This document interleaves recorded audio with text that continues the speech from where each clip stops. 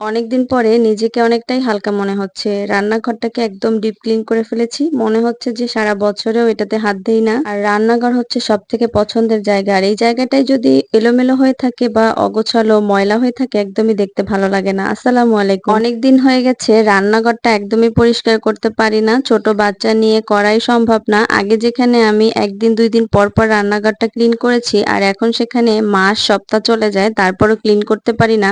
আর এখন দেখা যায় বেশিরভাগ সময় লেট হয়। সাইফান যেহেতু ছোট ওকে নিয়ে ঠান্ডাও লাগাতে পারি না। আবার সংসারের সব কাজ গুছিয়েও উঠতে পারি না। তাই আজকে ভাবলাম রান্নাঘরটা একটু সময় যখন পেয়েছি শাশুড়ি মায়ের কাছে বাবুকে দিয়ে বললাম যে আমি আজকে রান্নাঘর পরিষ্কার করবই যেভাবেই হোক। ওকে দিয়ে এসে রান্নাঘরে হাত দিয়েছি। আর কি পরিমাণে যে ময়লা পড়েছে সেটা তো আপনারাই দেখতে পাচ্ছেন। এজন্য গরম পানির মধ্যে কিছুটা ডিটারজেন্ট পাউডার দিয়ে দিয়েছি। এখন এই যে জালিটা দিয়ে একদম সুন্দর মতো ঘষে ঘষে ময়লাগুলো তুলে ফেলবো। প্রথমে আমি হচ্ছে একটু গরম পানি দিয়ে ভিজিয়ে রেখেছি যাতে ময়লাটা নরম হয়ে যায়। তারপরে তারের জালি দিয়ে ভালো করে ঘষে ঘষে পরিষ্কার করে নিয়েছি। আর রান্নাঘরটা তো হচ্ছে মেয়েদের একটা ইমোশনের জায়গা, এখানেই সবকিছু। তো এই জায়গাটা যদি অপরিষ্কার থাকে তাহলে দেখতেও ভালো লাগে না আর মনেও শান্তি লাগে না। রান্নাঘরের এই পাশটাতে যেগুলো জিনিসগুলো ছিল সবগুলোই সরিয়ে নিয়েছি। আর এইখানে আমি হচ্ছে ইলেকট্রিকের চুলাটা রাখি। তো সব ময়লাগুলো যখন একটু আলগা আলগা হয়ে গেছে তারপর আমি একটা ভেজা ন্যাকড়া দিয়ে ভালো করে সুন্দর মতো মুছে নিয়েছি। জানালার গ্রিলটা ছোট হওয়াতে মানে হাত ঢুকিয়ে ময়লাটা পরিষ্কার করতে একদমই কষ্ট হয়েছে। তারপরে যতটুকু পেরেছি ততটুকু করেছি, আবার ২-১ দিন পরে করব।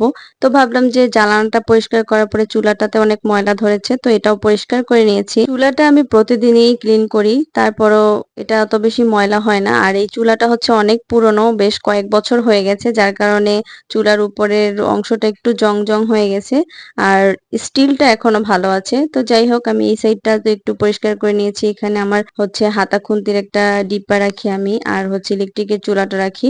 আর দেখা যায় এখন বেশি যেহেতু ইলেকট্রিকের চুলাতে রান্না করি তো ওয়ালটা বেশি নোংরা হয়ে যায়, তেল চিটচিটে হয়ে যায়। তো এটা সবসময় মুছে রাখি। তো আজকে একটু ভালো করে পরিষ্কার করে নিয়েছি। আর আমার চুলার তারটা হচ্ছে একদম ফিক্সড করে লাগানো, যার কারণে আমি চুলাটা উঠিয়ে চুলার নিচটা পরিষ্কার করতে পারিনি। আর যতটুকু পেরেছি এই তো আমার রান্নাঘরের ফাইনাল লুক। আর এই কর্নারটা আমি পরিষ্কার করি নাই, এটা আমি হচ্ছে ২-১ দিনের মধ্যেই পরিষ্কার করে ফেলবো। তো ভাবলাম যে সবকিছুই তো পরিষ্কার করেছি, ইলেকট্রিকের চুলাটা বাদ যাবে কেন। এটা হচ্ছে প্রতিদিনই পরিষ্কার করি, রান্না শেষ হয়ে ঠান্ডা হয়ে যাওয়ার পরে আমি প্রতিদিন মুছে রাখি।